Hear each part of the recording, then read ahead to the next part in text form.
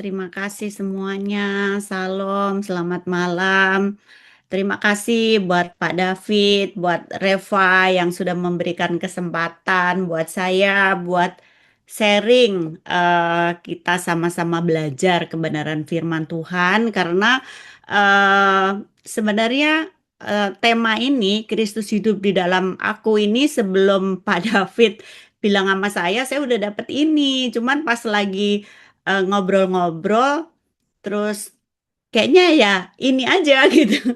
Jadi saya mulai kulik gitu. Tapi itu benar-benar memberkati saya. Jadi malam hari ini mari kita sama-sama belajar ya. Karena tadi sudah dibuka dengan doa dan pujian.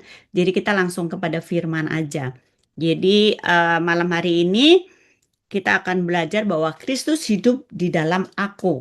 Nah, kehidupan Kristen adalah pintu yang mulia menuju Allah melalui Yesus Kristus ke dalam rahasia-rahasia ilahi yang ingin dicapai oleh setiap jiwa manusia dan memberkati namanya, yaitu nama Yesus.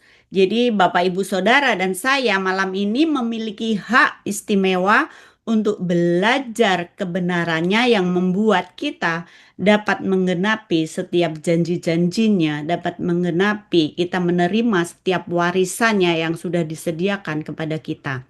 Jadi Kristus tidak hanya di surga, kan kita berdoakan selalu Kristus ada di surga, gitu kan, selalu kan. Tetapi Kristus ada di dalam Bapak Ibu, hati Bapak Ibu, saudara dan saya.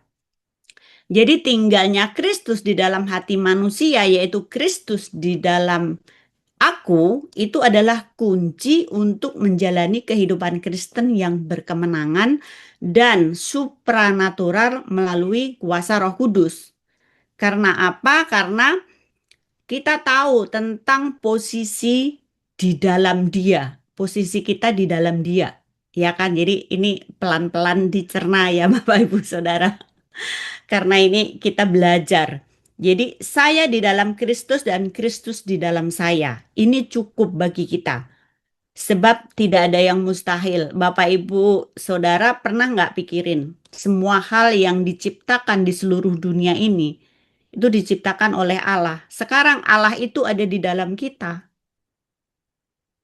Jadi siapa kita di dalam Tuhan? Iya kan? Kristus hidup di dalam saya, berarti saya lebih dari pemenang. Sebab juga saya memiliki sukacita yang tak terkatakan. Kita punya sukacita yang besar. Jadi mengetahui identitas kita adalah kebenaran esensial yang diperlukan untuk berjalan dalam kepenuhan berkat-berkat Tuhan yang telah Tuhan sediakan. Bicara berkat Tuhan itu tidak hanya materi ya Bapak Ibu, kesehatan, damai sejahtera, kuasa.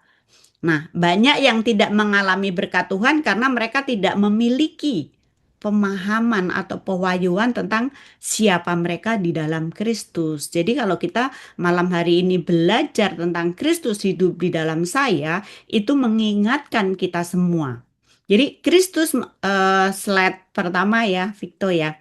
Kristus memiliki tujuan di dalam hidup kita. Tujuan Kristus di dalam kita adalah untuk menyatakan dirinya kepada kita, melalui kita, dan di dalam kita. Ini Galatia 2 ayat 20 ini ayat favorit saya. Jadi saya tahu bahwa apa? Saya bacain dulu ya. Namun aku hidup, tetapi bukan lagi aku sendiri yang hidup, melainkan Kristus yang hidup di dalam aku, dan hidupku yang kuhidupi sekarang di dalam daging adalah hidup oleh iman dalam Anak Allah yang telah mengasihi aku dan menyerahkan dirinya untuk aku. Jadi ini bicara tentang identitas kita. Pernyataan identitas ini menggarisbawahi realita bahwa semua orang yang telah menaruh kepercayaan kepada Yesus, Yesus tinggal di dalam kita. Dan kalau kita pelajari bahwa Paulus telah mempelajari rahasia kehidupan Kristen yang berkemenangan, bukan kita yang hidup untuk Yesus, tetapi Yesus yang hidup melalui kita. Karena apa? Karena anugerah berfokus kepada manusia batinia. dan menceritakan kehidupan apa yang telah dilakukan melalui Kristus. Jadi mereka yang berfokus pada apa yang telah dilakukan Kristus, bagi mereka itu berarti apa? Mereka sedang berjalan di bawah anugerah Tuhan, penyediaan Tuhan. Jadi kehidupan Kristen bukan hanya sulit dijalani untuk dijalani atau tidak mungkin untuk dijalani dengan kekuatan manusia kita. Karena kita tahu telah belajar banyak hal bahwa kodrat manusia adalah dosa. Nah, satu-satunya cara untuk berjalan di dalam kemenangan adalah membiarkan Kristus hidup melalui kita. Jadi kita harus menggunakan iman supranatural Allah yang diberikan kepada kita sebagai anugerah melalui mendengarkan firman Allah. Jadi ketika kita mengetahui siapa kita di dalam roh, maka kita akan berkata apa? Saya adalah anak Allah. Saya adalah kerajaan Allah ada di dalam saya. Saya memiliki kebenaran Kristus Yesus. Saya memiliki kemenangan salib di dalam diri saya. Dan itu adalah otoritas saya, otoritas kita, Bapak Ibu. Jadi jangan takut terhadap apapun. Pergunakanlah otoritas itu di dalam kehidupan kita untuk kita mengalahkan setiap pergumulan masalah kita.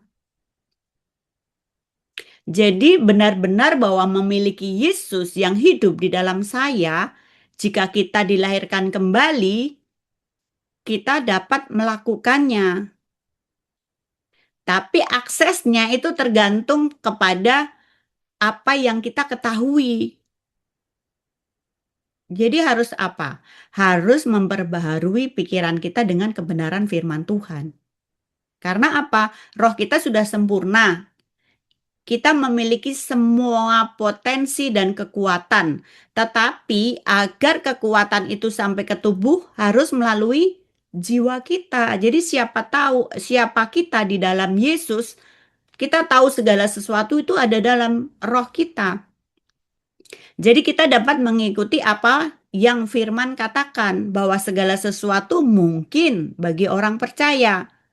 Itu Markus 9 ayat 23. Tuhan telah menyembuhkan kita oleh bilur-bilur Yesus. Nah, setiap kebenaran firman Tuhan itu harus kita pelajari dan kita masukkan di dalam hati kita supaya kita punya rema terhadap setiap kebenaran.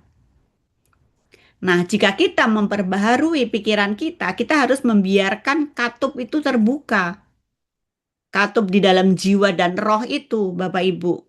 Jadi waktu kita belajar firman Tuhan itu bukan berarti kita memberi makan kepada roh kita. Iya enggak?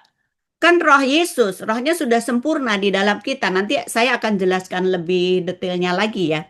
Jadi kita tidak hanya membukanya sebentar dan kemudian kembali berpikir dengan cara lama. Jadi kita harus mulai berpikir dengan cara baru, yaitu dari firman, dan menjauhi ketidakpercayaan. Maka kuasa kebangkitan Yesus yang sudah ada di dalam roh kita akan mengalir keluar melalui jiwa kita dan masuk ke dalam tubuh kita. Akhirnya kita bisa melihat manifestasi fisik. Kalau tubuh berarti bicara kesembuhan, ya kan? Jadi, kita perlu menyerahkan pikiran kita untuk memulai berpikir dengan cara yang firman Allah katakan bahwa kita berada di dalam roh. Dan jika saya cukup berani untuk keluar dan meletakkan tangan atas orang sakit dan melepaskan kuasa kesembuhan, hal itu akan terjadi. Karena kita harus melakukannya. Jadi yang tertinggi dari Tuhan adalah untuk mengeluarkan semua kualitas Tuhan dalam jiwa kita sendiri, untuk mengeluarkan semua individualitas yang ada di dalam setiap diri kita, bukan menenggelamkan atau menghancurkan, tetapi untuk mengubahnya, untuk memberi energi ke dalam hidup kita atau memperbesarnya sampai semua itu tuh terjadi di dalam setiap pribadi kita. Jadi Tuhan memberikan sumber hidup yang luar biasa. Nah, Yesus berkata bahwa Dia datang agar Dia dapat membuat tempatnya dan tinggal di antara kita, agar rohnya dapat berdiam di dalam kita dan agar kita dapat memiliki hidup yang kekal sekarang juga.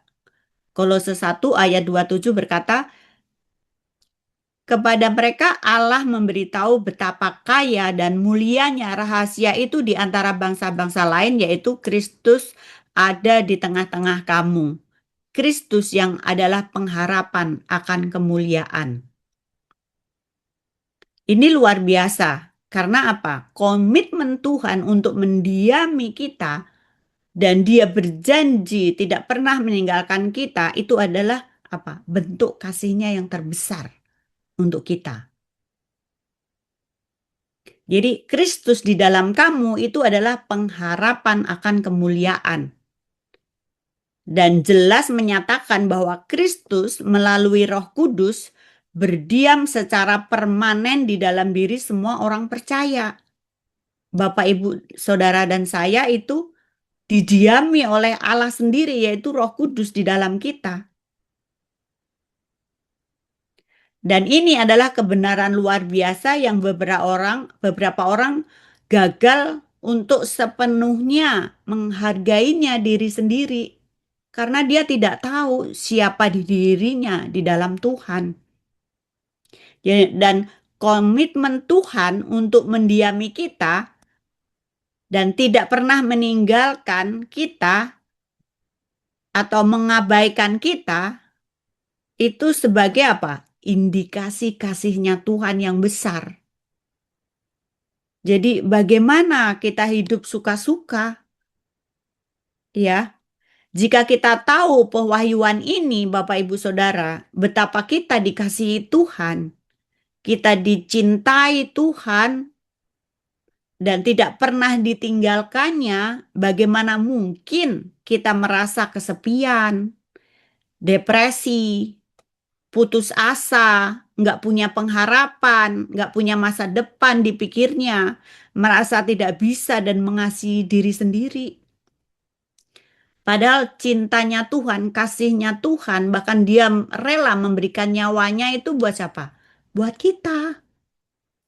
Tuhan tidak mengutus Yesus hanya untuk menyelamatkan kita, agar kita bisa masuk surga atau menjadi pekerja tentara Tuhan.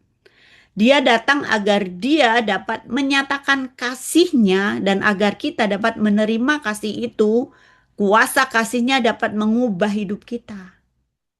Itu rencana Tuhan bagi kita, Bapak Ibu. Dan itu sudah dilakukannya dan itu sekarang sudah tinggal di dalam kita. Gitu. Nah, kalau kita bicara tentang kerajaan Allah, itu bicara tentang kuasa, kebenaran, damai sejahtera, dan sukacita yang dikerjakan oleh Roh Kudus. Nah, sekarang kerajaan Allah tinggal di dalam kita. Yang berarti bahwa semua kepenuhan Allah, semua berkat-Nya, semua warisannya adalah untuk kita saat ini juga, dan kita dapat mengalami hidup yang kekal di bumi ini. Jadi kalau dibilang kapan hidup kekal? Oh, nanti kalau kita mati ketemu Tuhan, kita baru mengalami hidup kekal. Salah. Kita mendapat dan mengalami hidup kekal waktu kita menerima Yesus Tuhan menjadi juru selamat pribadi. Hidup kita itu sudah kekal. Jadi nggak usah takut lagi nanti kalau mati aku masuk surga apa enggak. Nah, itu jangan bertanya lagi akan hal-hal demikian. Berarti kamu tidak mempercayai Tuhan. Ya, jadi nggak usah dipikirin lagi. Kita mati pasti bersama Yesus. Ya. Nah, 1 Yohanes 4 ayat 19 berbicara, kita mengasihi karena Allah lebih dulu mengasihi kita. Bayangin, kita di mana Yesus telah mengasihi kita terlebih dulu. 2000 tahun yang lalu sebelum kita ada di dalam dunia ini, Tuhan Yesus sudah melakukan bagiannya buat kita.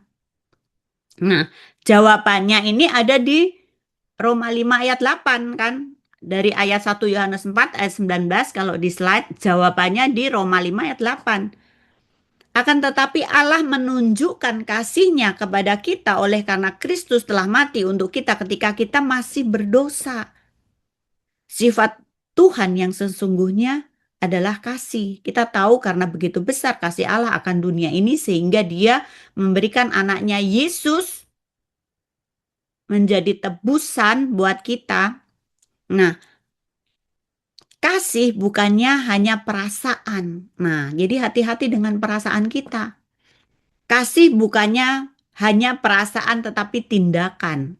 Ini Tuhan Yesus sudah memberi contoh.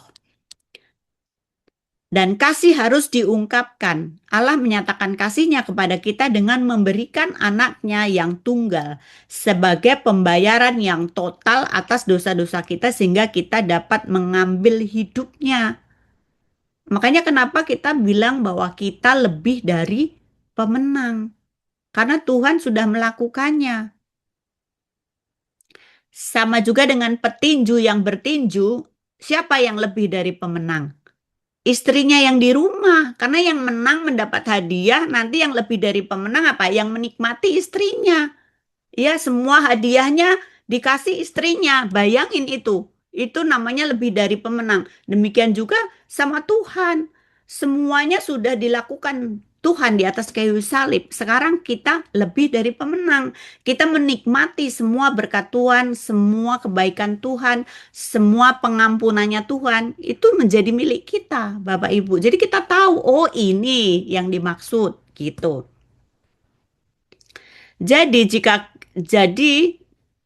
jika kita harus mengasihi Tuhan terlebih dahulu, kemudian Tuhan baru menanggapi tindakan kasih kita, itu tidak benar pernyataan ini, melanggar ayat ini, Bapak Ibu. Dan orang kan selalu bilang ya, kita harus kudus. Kalau nggak kudus, kita nggak ketemu Allah. Jangan salah. Kekudusan bukanlah sesuatu keharusan untuk hubungan dengan Tuhan, melainkan hasil dari hubungan dengan Tuhan. Waktu kita punya hubungan dengan Tuhan, akhirnya kita jadi kudus kan? Kita mengerti kebenaran, kita tahu apa yang harus kita lakukan. Jadi kalau Yesus sekarang hidup di dalam kita, jadi semua tubuh ini, semua kehidupan ini, sekarang kita hidup dapat dihayati melalui karya salib yang telah selesai dan melalui demonstrasi dan manifestasi kasih Allah. Lebih dari pemenang itu yang harus kita kerjakan, kita ambil. Bagaimana caranya? Ya kita harus pelajari firman Tuhan supaya hal ini terjadi di dalam kehidupan kita. Karena semua orang punya masalah. Tidak ada satupun manusia yang tidak punya masalah. Orang kalau nggak punya masalah ketemu Tuhan Yesus langsung ketemu muka dengan muka kembali ke surga itu baru orang nggak punya masalah. Tapi namanya orang di dunia ini pasti punya masalah apapun pergumulan itu. Kadang masalahnya cuma nggak bisa tidur, ya kan? Tapi nggak bisa tidur karena memikirkan banyak hal yang terjadi. Padahal sebenarnya waktunya tidur ya kita tidur. Tapi kenapa kita nggak bisa tidur? Nah itu harus dipertanyakan kepada hati kita masing-masing. Nah, upaya Tuhan dan tujuan Tuhan dalam diri kita adalah untuk menyelaraskan semua kondisi keberadaan kita dengan kehendak dan pikiran Tuhan. Pertanyaannya, mulai kapan Kristus hidup di dalam aku? Karena ini sangat penting.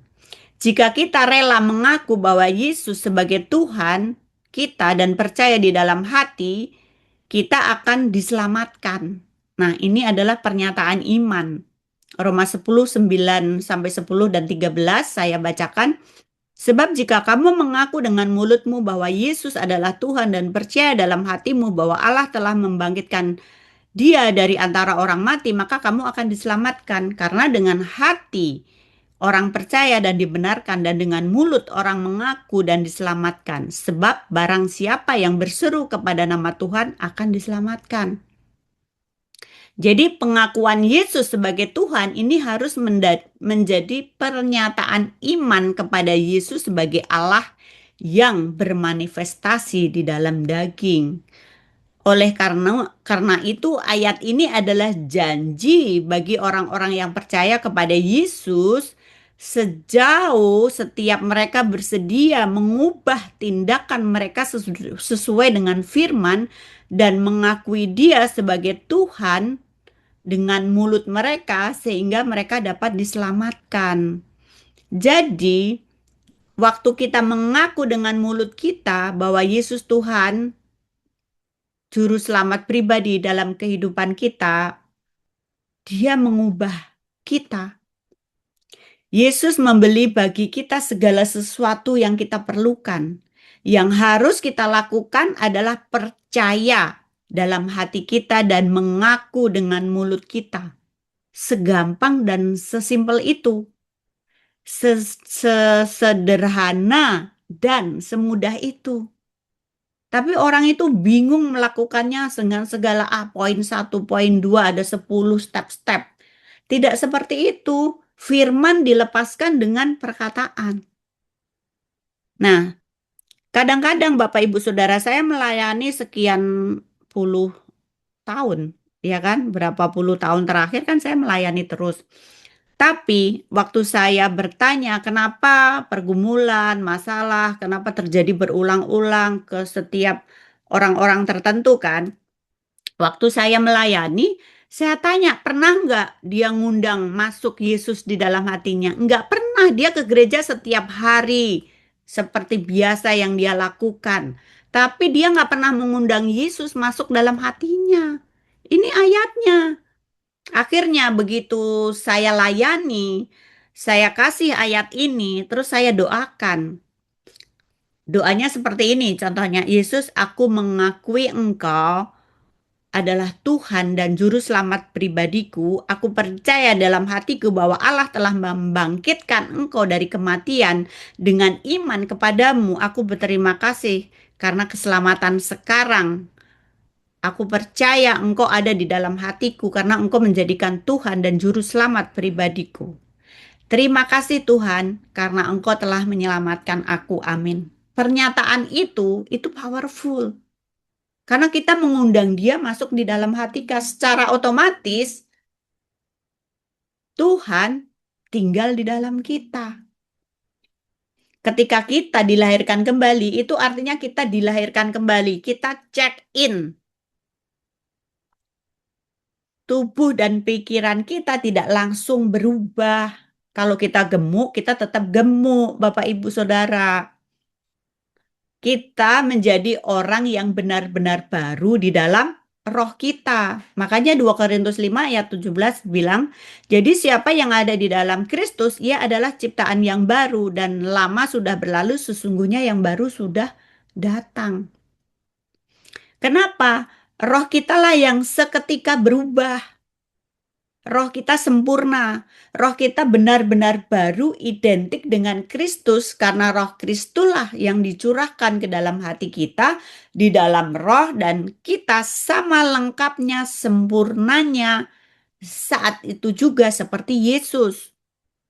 Roh kita tidak berdosa. Segala sesuatu yang benar tentang Yesus juga berlaku tentang roh kita yang telah dilahirkan kembali waktu kita mengakui di dalam Roma 10, 9, 10-13 ini.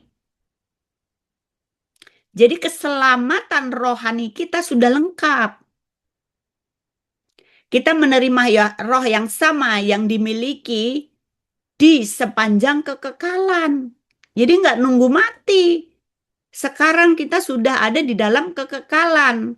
Cuman kita masih ada di dalam waktu, bukan di luar waktu. Tapi kita sudah ada di dalam kekekalan karena kita sudah tahu bahwa Yesus Tuhan menjadi juru selamat pribadi di dalam kehidupan kita. Kita sudah hidup kekal karena waktu kita mati, tubuh meninggalkan roh, rohnya bersama Yesus di dalam kekekalan. Jadi nggak tanya lagi ya, tadi udah 2 kali nih, ya kan? Nanti kalau mati kemana? Nggak ada pertanyaan itu lagi, ya. Jadi kita sudah tenang, nggak ditanya-tanya lagi. Karena roh Anda telah dimeteraikan dengan Roh Kudus. Telah dikuduskan dan disempurnakan untuk selama-lamanya. Jadi cara kita diselamatkan sama dengan cara kita menerima segala sesuatu yang lain dari Tuhan, termasuk kesembuhan. Jadi kuncinya apa? Percaya. Percayai kebenaran firman Tuhan. Dan kita punya buah dari ciptaan baru, itu sudah ada di dalam kita, yaitu apa? Kebenaran diri, kekudusan yang sejati, menjadi serupa dengan gambar anak Allah, memiliki iman yang aktif di dalam Yesus, itu sudah ada. Bukan bilangnya, aku kurang iman, Ci. Gitu.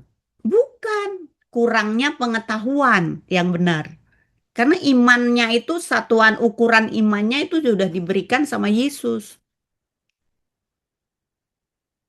Jadi kita terhubung dengan Tuhan melalui roh, bukan melalui tubuh fisik atau alam jiwa kita. Dan kita juga memiliki pikiran Kristus, bukan dalam pikiran kita secara nalar, tetapi di dalam roh kita. 1 Korintus 2 ayat 16. Sebab siapakah yang mengetahui pikiran Tuhan sehingga ia dapat menasehati dia? Tetapi kami memiliki pikiran Kristus. Kami tidak hanya memiliki sebagian dari hikmat Kristus yang ditransfer kepada setiap kita, tetapi kita memiliki pikiran Kristus. Kita tahu semua yang Yesus tahu. Memang otak fisik kita terbatas dan tentunya tidak tahu segalanya, benar kan? Tetapi di dalam roh kita yang telah lahir baru itu, kita adalah ciptaan yang baru, sama sekali baru. Nah, kita sebenarnya memiliki pikiran Kristus. Roh kita yang dilahirkan kembali telah diperbaharui di dalam pengetahuan menurut gambar yang sama tentang Dia yang menciptakan kita. Dan kita telah menerima urapan dalam roh kita sehingga kita mengetahui segala sesuatu. Ini sebenarnya ada ayatnya semua, Bapak Ibu. Inilah sebabnya mengapa pembaharuan pikiran kita itu sangat penting. Jadi kunci menerima yang terbaik dari Tuhan itu pembaharuan akal budi. Apa itu? Belajar kebenaran firman. Kita sudah memiliki hikmat Kristus yang sempurna di dalam kita, tetapi kita perlu mentransfer pengetahuan itu ke pikiran fisik kita. Dan dengan demikian, mengubah emosi kita dan tindakan fisik kita. Itu yang mempengaruhinya di situ. Jadi bukan roh kita yang kita coba latih di dalam firman Tuhan. Sebaliknya, roh kita sedang mencoba untuk melatih pikiran fisik kita untuk membiarkan hikmat Kristus yang sempurna yang sudah ada di dalam roh setiap orang percaya menang atas setiap pemikiran duniawi kita. Jadi bagaimana kita dapat memanfaatkan pikiran Kristus ini, Bapak Ibu? Pribadi lepas pribadi kita punya pergumulan, tapi bagaimana caranya kita menyelesaikan setiap pergumulan itu dengan pikiran Kristus. Dan firman Tuhan, kembali lagi kita bicara bahwa firman Tuhan adalah roh dan hidup. Firman Tuhan telah menuliskan ke dalam cetakan apa yang tertulis di dalam hati kita, di dalam pikiran Kristus. Oleh karena itu, ketika kita mempelajari firman Tuhan dengan pengetahuan, pewahyuan tentang Roh Kudus, pikiran Kristus ini itu diproduksi di dalam pikiran fisik kita dan kehidupan Tuhan dilepaskan di dalam tubuh kita. Itu cara kerjanya. Luar biasa kan Tuhan? Tapi bagaimana kalau kita tidak pernah mempelajari firman Tuhan? Maka Hosea 4 ayat 6 apa? Umatku binasa karena kurangnya pengetahuan. Jadi kebinasaan itu disebabkan karena kita apa? Bodoh. Ya kan? Bodoh karena tidak tahu. Karena sebenarnya sudah ada nih. Gitu kan. Jadi kayak kita mau telepon ke PLN. Tapi kita teleponnya ke tempat lain. Karena kita nggak tahu alamatnya, nggak tahu teleponnya. Aku mau telepon ke Victo, tapi aku ternyata teleponnya ke Pak David, salah alamat, ya kan? Nah, hal-hal seperti itu tuh sebenarnya ada di dalam setiap kebenaran firman Tuhan. Roma 8 ayat 16 berkata, roh itu bersaksi bersama-sama dengan roh kita bahwa kita adalah anak-anak Allah. Nah, Tuhan itu kan tidak bisa dilihat, ya kan? Dosa juga tidak dapat dilihat. Dan kita tidak tahu seperti apa bentuknya ketika kita diampuni. Benar nggak? Tetapi kita tidak perlu bertanya-tanya apakah Tuhan telah mengampuni dosa-dosa kita. Dia mengirimkan rohnya yang terus-menerus meyakinkan kita tentang realitas pengampunan dan kasihnya yang luar biasa. Kalau kita pelajari, itu berseri-seri tentang kasih Tuhan. Tanpa pelayanan Roh Kudus, keselamatan hanya akan menjadi iman yang buta. Ya kan? Karena kita nggak tahu pewahyuan apapun. Tapi dengan adanya Roh Kristus, Yesus yang ada di dalam kita dapat mengerti. Kita menerima pewahyuan, kita nggak buta iman lagi. Tetapi dengan pelayanan Roh Kudus, itu ada jaminan. Ini bukan duniawi, tapi janji Allah itu ya dan amin. Dan itu digenapi di setiap kehidupan kita, waktu kita percaya dan mengaminkan segala sesuatu terjadi dalam kehidupan kita. Efesus 3 ayat 17 berkata, sehingga oleh imanmu Kristus diam di dalam hatimu dan kamu berakar serta berdasar di dalam kasih. Sehingga oleh imanmu. Iman dari mana itu tadi? Dari Tuhan. Bukan kita yang menciptakan iman, oh iya ya, aku mesti begini ya, mesti begitu. Tapi Tuhan telah memberikan. Makanya hati kita itu yang merespon. Jadi saat manusia menjadikan Yesus sebagai Tuhannya, Bapa mengirim roh putranya, benar ya, ke dalam hati setiap kita yang menerima, yaitu di dalam roh kita. Kita harus percaya dengan sepenuh hati. Roh dan jiwa kita harus percaya itu untuk melihat atau merasakan hasilnya pada tubuh kita. Oleh karena itu, kita belajar dari Paulus berdoa agar kehadiran Kristus yang sudah menjadi kenyataan di dalam roh, menjadi kenyataan di dalam jiwa orang percaya melalui pembaharuan pikiran dan akal budi kita. Ini tentang soal iman. Kenyataannya, Bapak Ibu Saudara, kita tahu kebanyakan orang Kristen tidak suka melakukan sesuatu dengan iman. Mereka lebih memiliki Kristus di dalam hati mereka melalui perasaan daripada iman. Nah, hati-hati, bedanya tipis, setipis rambut. Perasaanku gini. Itu kan perasaan. Perasaan belum tentu iman loh. Nah, itu yang harus kita pelajari. Bedanya tipis, setipis rambut iya, nggak kelihatan. Kan Tuhan nggak kelihatan. Nah, kamu percaya, ya aku percaya. Tapi kamu tahu nggak kalau aku percaya? Kan diri kita yang tahu. Iman terkadang menghasilkan perasaan. Namun perasaan bukanlah iman. Ini perlu digarisbawahi supaya kita tahu kebenarannya. Nah, ini bagus banget. Nah, jika rata-rata orang Kristen tidak merasakan kehadiran Tuhan, mereka tidak percaya bahwa Dia benar-benar ada. Iya enggak?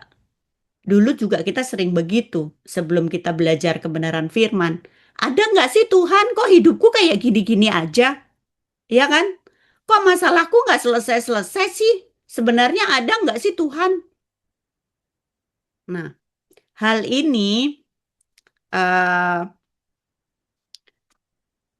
di dalam doa sering kita salah.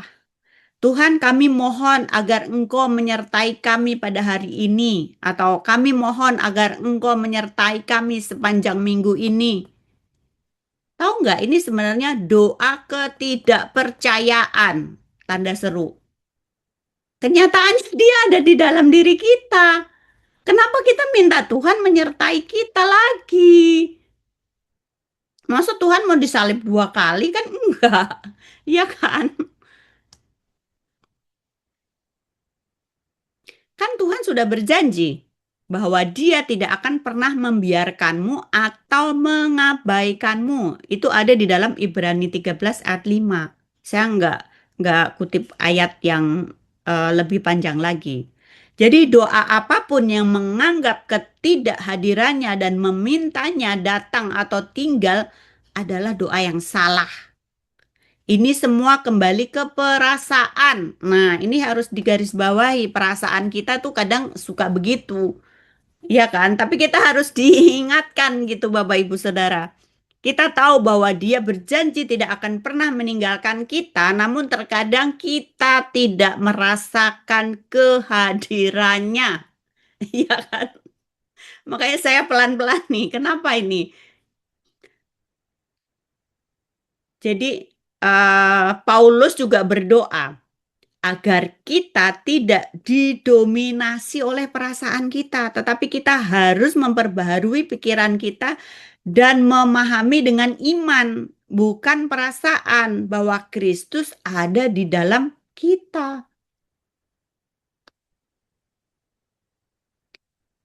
Nah, Yesus Kristus mengangkat kita, menyembuhkan kita, menempatkan kita di jalan yang kekal.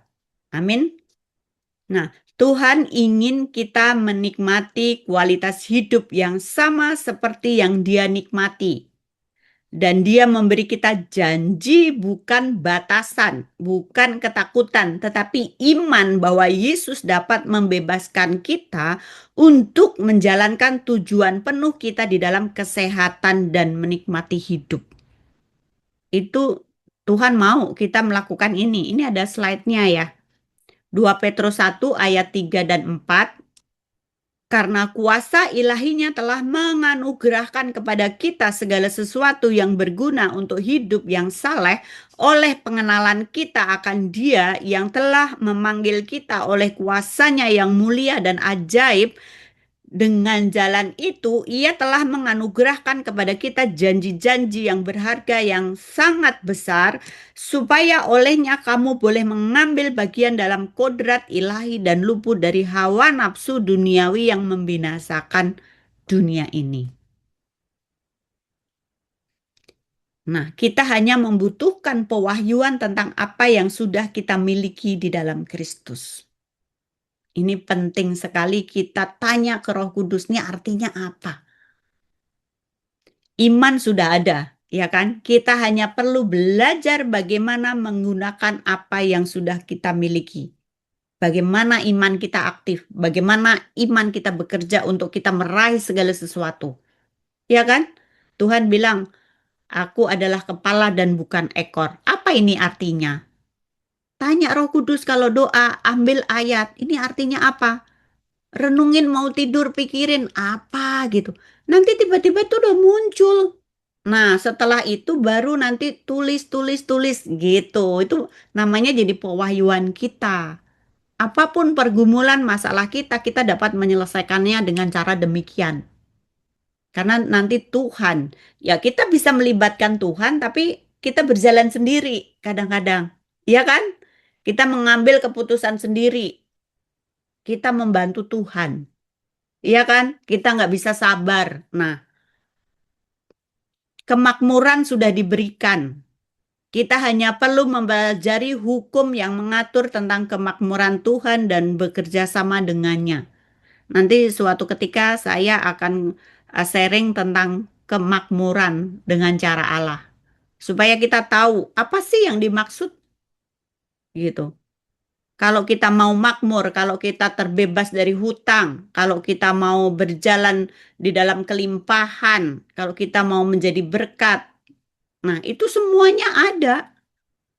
Makanya kita harus mempelajari firman itu tadi, Bapak Ibu Saudara. Dan bahkan kesembuhan telah disimpan di dalam diri kita. 1 Petrus 2 ayat 24. oleh bilur-bilurnya kita telah sembuh. Iya kan?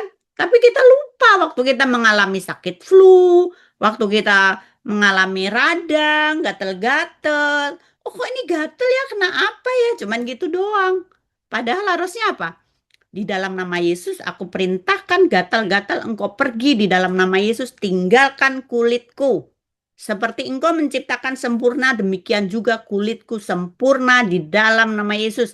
Mulus. Yeah. Firman dilepaskan dengan perkataan kita. Nah, pernah nggak kita melakukan hal-hal yang seperti itu? Nah, ini cara-cara Tuhan yang Tuhan berikan kepada kita. Kita memiliki kuasa kebangkitan yang sama yang membangkitkan Yesus dari kematian ada di dalam kita. Jadi kita tidak membutuhkan kekuatan yang lain karena kekuatan itu sudah ada di dalam kita. Kita hanya perlu mengakui apa yang sudah kita miliki dan kemudian belajar bagaimana menggunakannya. Itulah tadi cara menggunakannya. Kalau saya kesaksian memang banyak sekali gitu.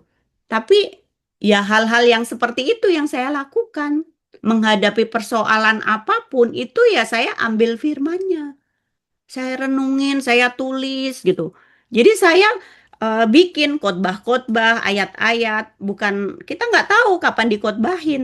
Tapi kalau Tuhan suruh, oh ini tentang ini, ya udah langsung tulis. Oh ayatnya ini, oke gitu. Itu kita belajar.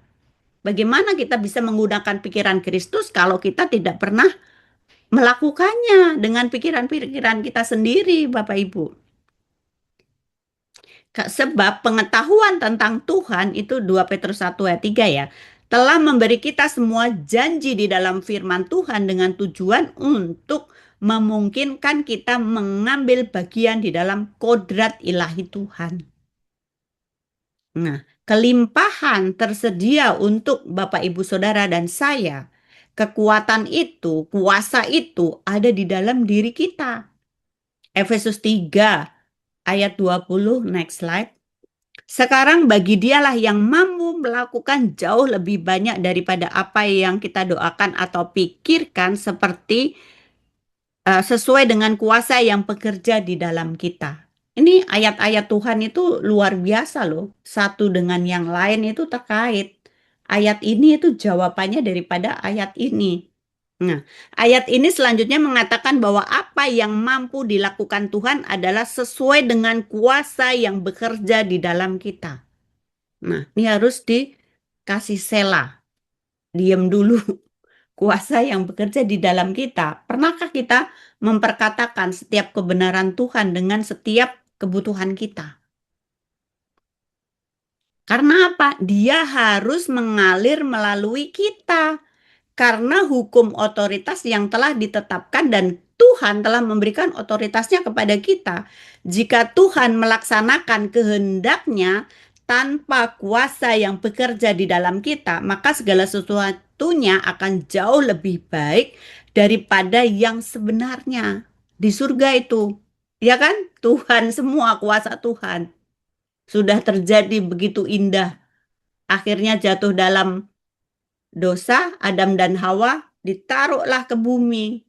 Ya kan? Tapi di bumi ini kenapa kita mesti check in? Karena manusia telah jatuh di dalam dosa, akhirnya kita harus mengaku kembali bahwa Yesus adalah Tuhan. Jadi kodrat ilahi kita dipersatukan dengan Tuhan. Jadi tidak ada kuasa yang bekerja di dalam kita, berarti tidak ada kuasa Tuhan yang datang melalui kita. Semuanya tergantung kita pribadi, Bapak Ibu. Jadi kalau ditanyakan, kamu lahir di mana? Oh ya pantas, kamu lahir di keluarga konglomerat, akhirnya kamu jadi konglomerat. Pernah nggak orang yang biasa-biasa aja akhirnya menjadi orang yang besar? Karena dari mana kita dilahirkan itu tidak menentukan hidupmu ke depan. Kita sendiri yang memiliki kapasitas, kita sendiri yang memilih dunia apa memilih Tuhan. Nah, itu tergantung kita, Bapak Ibu. Dalam hal kesembuhan ini, kita memiliki kuasa kebangkitan Yesus yang hidup di dalam diri kita. Bukanlah suatu bentuk yang belum matang dan belum berkembang yang harus kita tingkatkan atau tumbuhkan dengan cara apapun agar dapat memperoleh sesuatu dari Tuhan. Semua sudah ada kan? 1 Petrus 2 ayat 24 tadi. Kolose 2 ayat 9, sebab di dalam dialah berdiam secara jasmania seluruh kepenuhan kealahan. Ini ada slide-nya. Jadi segala sesuatu yang dimiliki Allah di dalam Kristus, kita ada di dalam Kristus. Jadi kita bisa bayangin kan? Sebenarnya kita tuh orang yang sangat berbahagia. Kalau kita tahu siapa kita di dalam Dia. Makanya jangan stres lagi. Kalau stres-stres cari Tuhan. Ada masalah cari Tuhan. Mengalami apapun cari Tuhan. Pandang Yesus, lihat Yesus, pandang Yesus. Nggak ada lain. Dengan cara apa? Belajar firman, berdoa, berbahasa roh. Nah, Tuhan telah memberikan clue-cluenya itu kepada setiap kita. Roh kita sempurna dan memiliki kekuatan kesembuhan supernatural dari Tuhan. Tetapi kita harus mendapatkan melalui jiwa kita ke dalam tubuh kita. Makanya katupnya mesti dibuka. Kepercayaannya itu harus, ya kamu harus percaya, gitu kan? Jadi inilah masalahnya, melepaskan apa yang sudah kita miliki daripada mencoba mendapatkan sesuatu yang tidak dimiliki. Ya kan? Kesembuhan yang kita cari kemana-mana itu ada di dalam diri kita. Ayo, kita sama-sama belajar. Saya juga belajar gitu. Jadi dalam roh kita yang telah dilahirkan kembali, kita hanya beberapa inci dari kuasa kebangkitan Tuhan.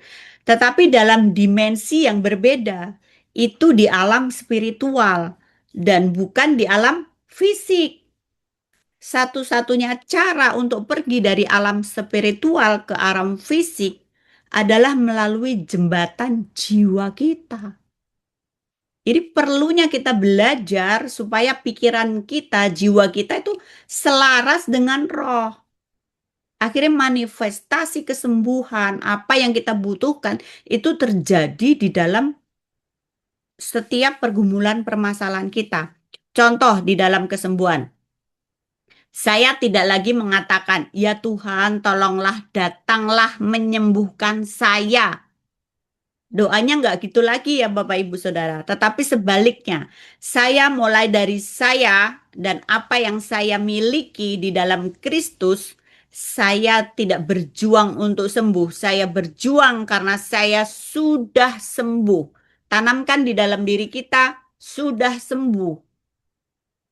Yang akhirnya itu apa? Katupnya itu membuka. Mungkin di alam nyatanya belum terjadi, tapi di dalam roh kita, di alam supranatural itu sudah terjadi. Di alam supranatural waktu kita perkatakan itu sudah terjadi kesembuhan, kita mengambil itu, ya kita tunggu waktunya. Pasti itu terjadi kesembuhan. Yang dulu pernah saya saksikan pun sama. Waktu saya sariawan, karena itu yang langsung kesembuhan secara instan. Saya sering kesaksian ini karena itu sariawan yang saya nggak bisa makan apa-apa, begitu doa percaya, 2 kali doa itu lagi makan, habis makan selesai sembuh total. Mungkin nggak merasakan sakit apapun sampai sekarang saya tidak pernah sariawan lagi. Itu tahun berapa ya? Saya udah lupa deh. Udah 7 tahun lalu kali ya. Gitu. Jadi kita itu punya kuasa. Kapan kuasa itu kita lepaskan? Waktu kita memperkatakan. Jadi itu yang harus kita lakukan. Nggak hanya dalam kesembuhan, dalam keuangan, dalam hubungan, dalam apapun yang kita butuhkan, ambil firman Tuhannya. Nih contoh, jika kita terkena flu, ya kita percaya Tuhan sudah sembuhin, ya kan? Tadi sudah tanamin. Tetapi pada saat yang sama, kita mesti apa? Sebagai manusia apa? duniawi. Kita harus cuci tangan, berhenti bergaul dengan orang yang kena flu, berhenti apa sih namanya, tidur terlalu malam, ya kan? Kita harus cukup tidur, harus makan, pakai masker, minum air putih yang banyak. Ya, itu yang harus kita lakukan sebagai manusia gitu. Jadi, ada beberapa hal yang wajar dan masuk akal yang perlu kita lakukan selain berdiri di dalam firman. Udah tahu flu, habis itu begadang. Iya nggak? Iya, nggak sembuh-sembuh. Berarti nggak sembuhnya bukan disebabkan karena kita punya iman ini, tetapi diri kita tidak apa? Tidak mengcover diri kita sendiri gitu. Kita cari penyakit sendiri gitu loh. Nah, kita harus belajar. Ini belajar dari kisah kesembuhan Bartimeus yang buta mendekati Yesus. Ini bagus banget dan saya suka sih tentang kisah ini. Karena dia tahu kesembuhannya itu adalah haknya, jadi dia gigih. Sama seperti kita sudah tahu Yesus ada di dalam kita, ya kita gigih. Perkatakan kesembuhan yang kita perlu. Nih, Markus 10 ayat 48. Banyak orang menegurnya supaya diam. Namun semakin keras ia berseru, "Anak Daud, kasihanilah aku." Orang-orang bilang, "Diam, malu tuh loh." Gitu kan mungkin ya. Kan itu di kerumunan gitu, terus dia tetap, "Tuhan, kasihanilah aku." Gitu. Nah, jika Bartimeus mendengarkan orang banyak, dia tidak akan menerima kesembuhan. Nah, kita harus punya hikmat ini. Orang buta ini adalah contoh yang baik dari jenis iman yang aktif. Dia tahu waktu ketemu Tuhan, dia sembuh. Dia tidak pasif dalam pendekatannya terhadap kesembuhannya dia. Dia dengan berani berseru kepada Yesus, memohon belas kasihan. Nah, ketika orang banyak mengejeknya dan menyuruhnya diam, dia malah berteriak lebih keras. Bayangin, orang kan ngomongnya seru, apa rame gitu. Dia lebih teriak lebih kencang lagi. Banyak orang percaya bahwa Tuhan dapat melakukan mujizat yang mereka butuhkan, tetapi relatif sedikit yang mau secara aktif mengejarnya sampai mereka mendapatkan hasil. Bartimeus memutuskan perhatiannya hanya kepada Yesus. Tidak ada lagi yang penting selain Yesus. Dan itulah sebabnya ia disembuhkan. Jadi apa? Perlu ada kegigihan di dalam diri kita. Tidak semuanya terserah Tuhan. Dia telah memutuskan tentang saudara dan saya, tetapi cara Tuhan membuat kita menerima kesembuhan hari ini adalah melalui respon iman kita. Tergantung iman kita. Kalau kita gigih, ya kita dapat. Kita memang sudah menerima. Kita sudah menerima kesembuhan itu di dalam kita. Tapi kenapa manifestasinya nggak terjadi? Kita tahu kita sendiri adalah bait Roh Kudus. Kita bait yang membawa kerajaan Allah itu. Kita adalah bait suci yang digunakan oleh Tuhan. Tangan kita, kaki kita, tubuh kita, kata-kata kita.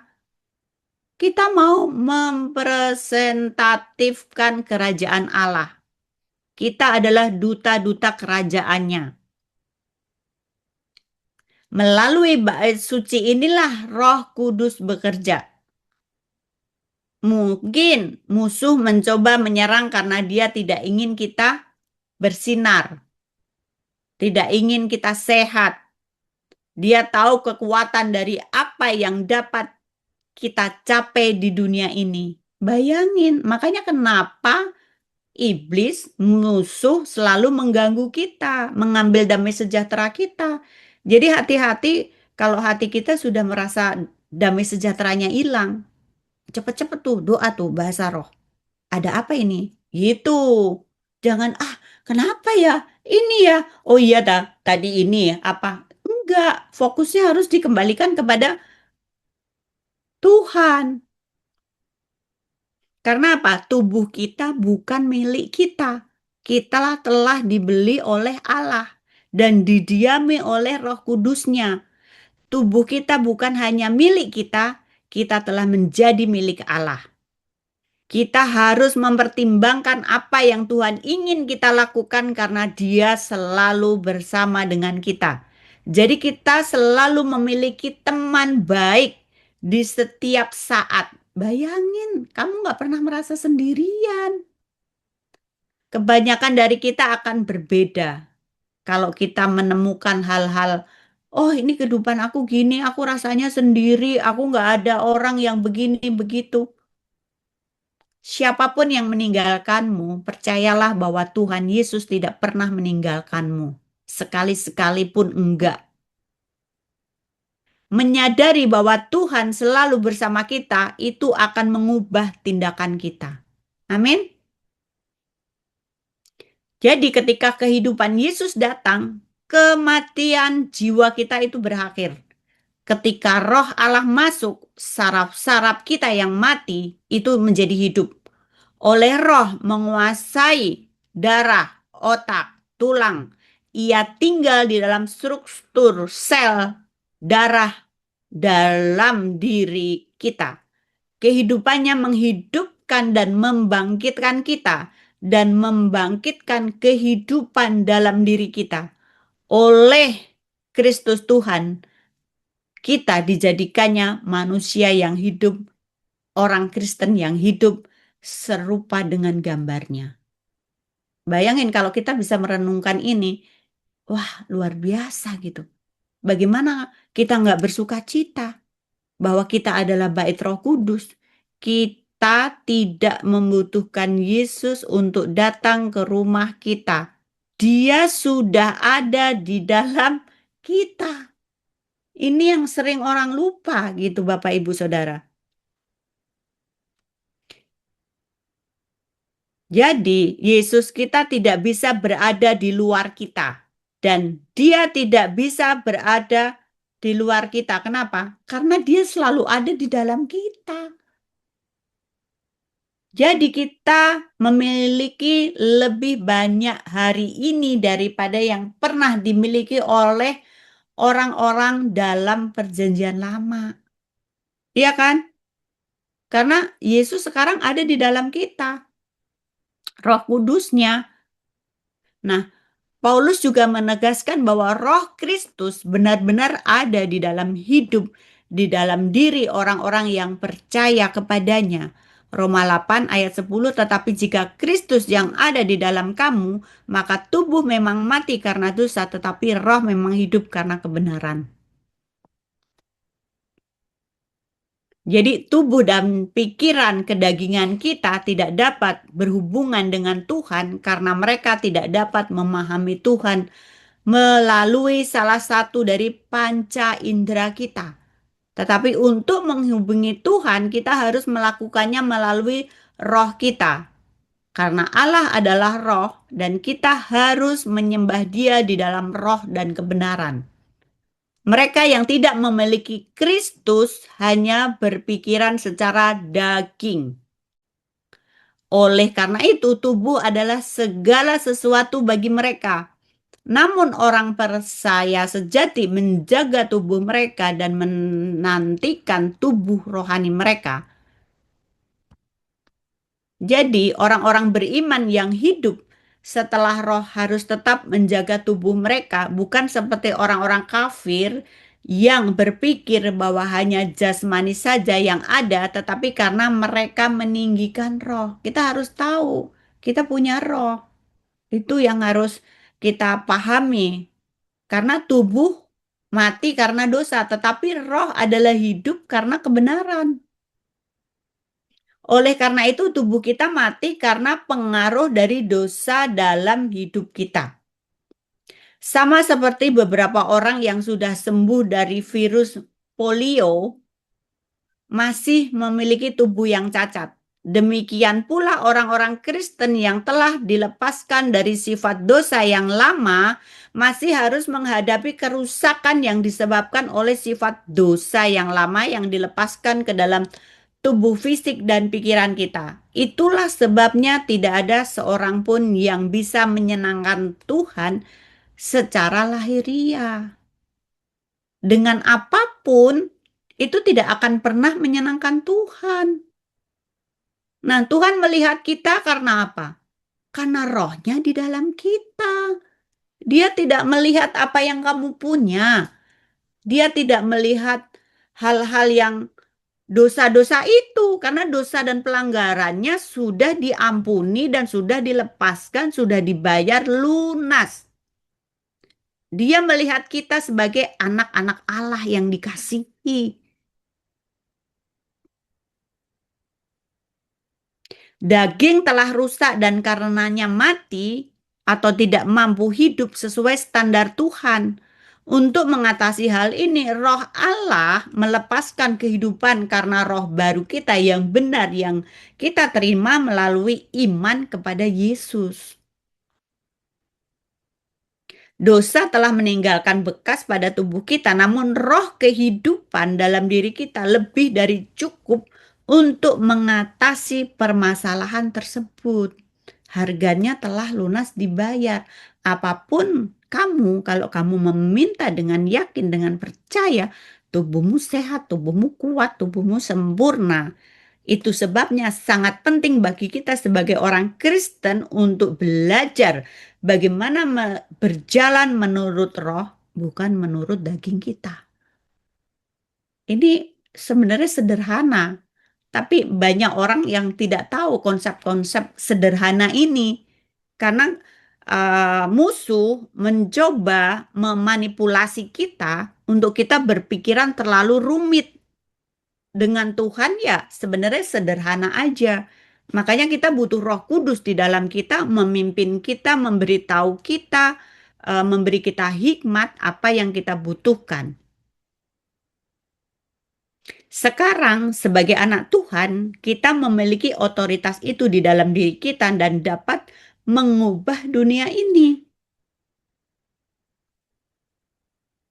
Bangunlah dirimu di atas imanmu yang paling suci dengan berdoa di dalam bahasa roh dan lakukanlah banyak-banyak. Firman-Nya di dalam Yudas 1 ayat 20. Akan tetapi kamu saudara-saudaraku yang kasih, bangunlah dirimu seperti dirimu sendiri di atas dasar imanmu yang paling suci dan berdoalah dalam Roh Kudus. Kita bisa berdoa di dalam Roh Kudus dengan berbahasa roh, ya kan? Mungkin kita berdoa sama Tuhan, kita nggak tahu lagi mesti ngomong apa.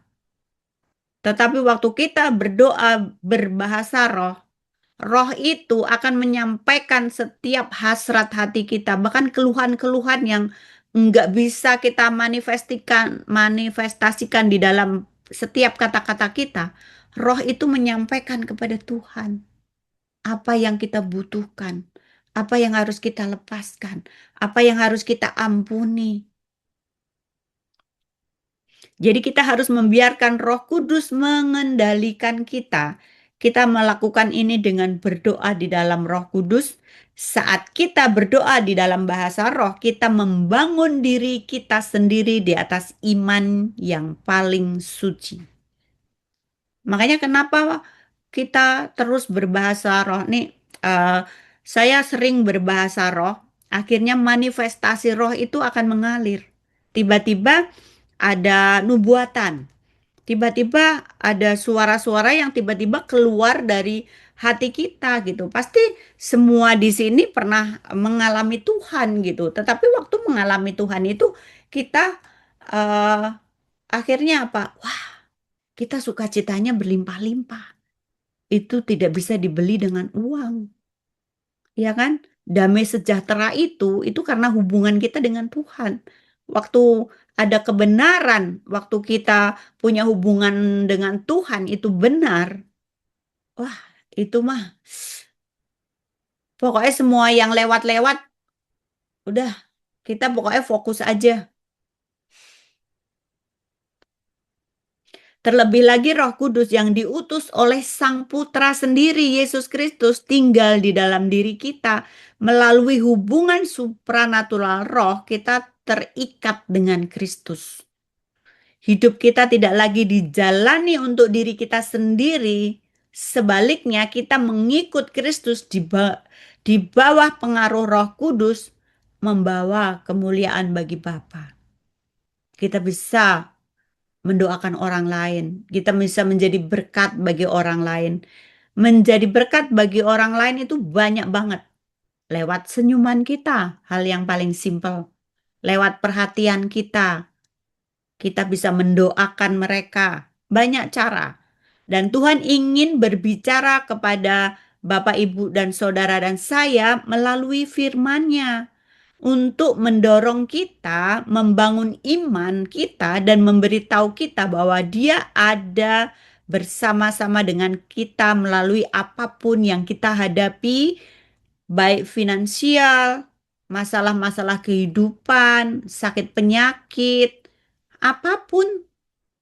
Ulangan 28 ayat 1 dan 2, jika engkau baik-baik mendengar suara Tuhan Allahmu dan melakukannya dengan setia segala perintahnya yang kusampaikan kepadamu pada hari ini, maka Tuhan Allahmu akan mengangkat engkau di atas segala bangsa di bumi, segala berkat ini akan datang kepadamu dan menjadi bagianmu jika engkau mendengar suara Tuhan Allahmu. Amin. Ini janji Tuhan. Ini yang harus digenapi di dalam kehidupan kita. Kenapa kita belum menerima penggenapan ini? Kita harus tanya kepada diri kita masing-masing, respon apa? Bagaimana kita harus melakukan supaya kita menerima hal-hal itu? Ada terobosan-terobosan baik rohani, baik keuangan, baik hubungan, baik masa depan. Semuanya ada di dalam Tuhan. Karena Tuhan bilang masa depan sungguh ada di dalam Dia. Itu firman-Nya. Jadi kita pegang teguh janji Tuhan. Kalau kita udah sepakat sama Tuhan, janji sama Tuhan, bagaimana? Kita nyodorin surat, ya, kertas kosong. Kita hanya perlu tanda tangan aja. Kenapa? Tuhan sudah memberikan itu semua, nggak perlu detail satu-satu. Kenapa? Roma 8 ayat 28 ya. Kita tahu bahwa Allah turut bekerja di dalam segala sesuatu untuk mendatangkan kebaikan. Jadi di dalam kehidupan kita itu adalah tentang kebaikan Tuhan. Iya kan? Tanda tangan. Kita udah tanda tangan waktu kita percaya itu. Itu kita sudah tanda tanganin. Jadi segala sesuatu di dalam hidup kita harus on the track ke dalam kehidupan Tuhan yang rohani itu. Karena yang rohani itu harus termanifestasikan secara natural. Tuhan sudah memberikan kuncinya. Apa itu kuncinya? Firman kebenaran. Itu kuncinya. Jika kita tidak menggunakannya, Tuhan tidak akan melakukannya untuk Anda. Karena segala sesuatu sudah dilakukan oleh hukum-hukum. Nanti kita next ya belajar juga tentang hukum-hukum. Kerajaan itu ada hukum-hukumnya. Ya kan? Kalau kamu mau kelimpahan, kamu harus memberi. Memberi itu isi hati Tuhan. Seberapapun pemberian kamu, asalkan itu dari hati, Tuhan itu kan melihat untuk pekerjaan Tuhan. Sedikit banyak itu tidak apa ya? Tidak diukur, tetapi bagaimana sikap hati kita memberi dengan tulus, maka engkau akan diberi. Lah kalau kita nggak pernah memberi, gimana kita mau mendapatkan? Itu contoh simpelnya. Tapi waktu kita memberi pekerjaan Tuhan, jangan dipikir apa namanya, oh ya nanti aku harus dapat segini. Enggak. Kita enggak sedang berjudi sama Tuhan. Itu adalah bentuk dan wujud kasih kita, ucapan syukur kita kepada Tuhan. Jadi setelah mendengarkan firman pada malam hari ini, bagaimana sikap Bapak Ibu Saudara tentang Kristus di dalam kamu? Bagaimana tentang kesembuhan dan manifestasi-manifestasi lainnya? Nah, ini yang harus Bapak Ibu semua renungin. Jadi, kita harus mulai siapa kita di dalam Kristus. Saya tidak berjuang untuk sembuh, sebab karena kita sudah sembuh. Kita sudah menerima kesembuhan itu di dalam diri kita. Jika kita melihat ke cermin Tuhan di dalam 1 Petrus 2 ayat 24, kita harus melihat bahwa saya disembuhkan oleh bilur-bilur Yesus. Dan saya harus percaya atas apa yang saya lihat di alam fisik dan emosi, bahwa kesembuhan adalah kesepakatan yang sudah selesai. Baca ayatnya. Gitu Bapak Ibu Saudara. Jadi malam hari ini cukup sampai di sini. Saya berdoa sebentar ya. Tuhan Yesus, terima kasih buat malam hari ini, buat kebenaran firman-Mu, buat pembelajaran, buat setiap kami, mengingatkan setiap kami bahwa Engkau di dalam kami, bahwa Engkau sekali-sekali tidak pernah meninggalkan kami, Tuhan. Kami percaya, Tuhan Yesus, saya menjadi orang percaya yang penuh dengan kuasa Tuhan. Terima kasih bahwa saya memperbaharui pikiran saya, Tuhan, pada malam hari ini, mengetahui kebenaran-Mu tentang siapa saya sebenarnya, karena saya tahu hal-hal itu akan membangkitkan iman kami semua, Tuhan. Dan pikiran saya diperbaharui karena kebenaran-Mu. Dan saya setuju dengan pekerjaan salib yang telah selesai atas setiap tubuh fisik kami semua. Malam hari ini saya percaya kalau ada yang merasa sakit apapun, sakit itu kami perkatakan pergi di dalam setiap tubuh kami di dalam nama Yesus. Tubuh kami adalah bait Roh Kudus dan Roh Allah tinggal di dalam kami. Tidak ada sakit penyakit apapun yang ada di dalam tubuh kami karena kami tidak mengizinkannya. Segala kuasa yang bukan daripada Tuhan, aku perintahkan pergi di dalam nama Yesus. Bahkan Tuhan, kami berdoa untuk setiap kekuatan kesembuhan yang sempurna dan kehidupan roh di dalam tubuh setiap kami, Tuhan.